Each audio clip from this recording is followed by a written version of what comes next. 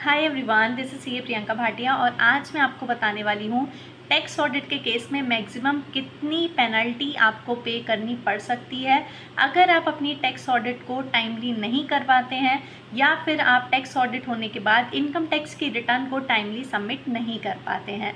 तो आइए समझते हैं इसे। लेकिन इससे पहले अगर आप चैनल पर नए हैं तो पहले इसे सब्सक्राइब कर लीजिए, साथ ही साथ सभी के साथ शेयर भी कर दीजिएगा। सबसे पहले हम देख लेते हैं कि टैक्स ऑडिट की लास्ट डेट क्या होती है। तो टैक्स ऑडिट कराने के लिए जो लास्ट डेट है वो है 30 सितंबर। जैसा कि अभी हमारे जो टैक्स ऑडिट हो रहे हैं वो हो रहे हैं असेसमेंट ईयर 24 एंड 25 के लिए। तो इसके लिए जो लास्ट डेट है वो है आपकी 30 सितंबर 2024। यहाँ तक आपको अपना टैक्स ऑडिट कराना ही होगा। टैक्स ऑडिट होने के बाद इस टैक्स ऑडिट की जो रिटर्न होगी, मतलब इनकम टैक्स की रिटर्न इसके बाद जो फाइल होगी, वो फाइल करने की लास्ट डेट है 31 अक्टूबर 2024। तो अगर आपने अभी तक अपना टैक्स ऑडिट नहीं करवाया है तो 30 सितंबर लास्ट डेट है, मतलब आपके पास केवल 10 दिन का टाइम है। तो जल्दी से जल्दी अपना टैक्स ऑडिट कंप्लीट करवा लीजिए।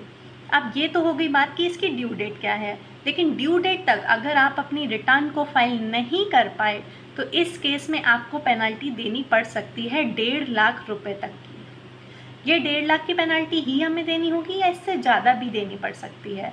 तो पेनल्टी का क्लॉज क्या बात करता है कि अगर आपने टाइमली अपनी रिटर्न को फाइल नहीं किया तो इस केस में आपकी जो पेनल्टी होगी वो होगी 0.5% ऑफ योर टर्नओवर और 1,50,000 विच एवर इज़ लोअर। इसे एक एग्जाम्पल से समझने की कोशिश करते हैं। सपोज़ आपके बिजनेस का जो टर्नओवर है वो है 2,50,00,000 रुपए। तो इस 2,50,00,000 रुपए का 0.5% देखा जाएगा।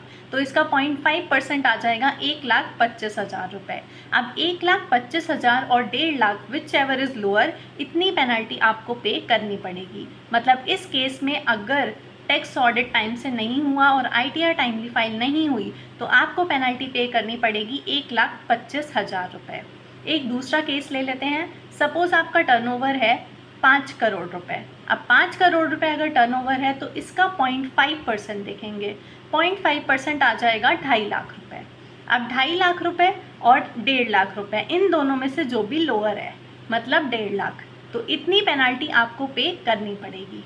तो अगर आप इस पेनल्टी से बचना चाहते हैं तो टाइमली अपना टैक्स ऑडिट करवाएं और साथ ही साथ रिटर्न को भी 31 अक्टूबर से पहले आपको सबमिट करना ही है।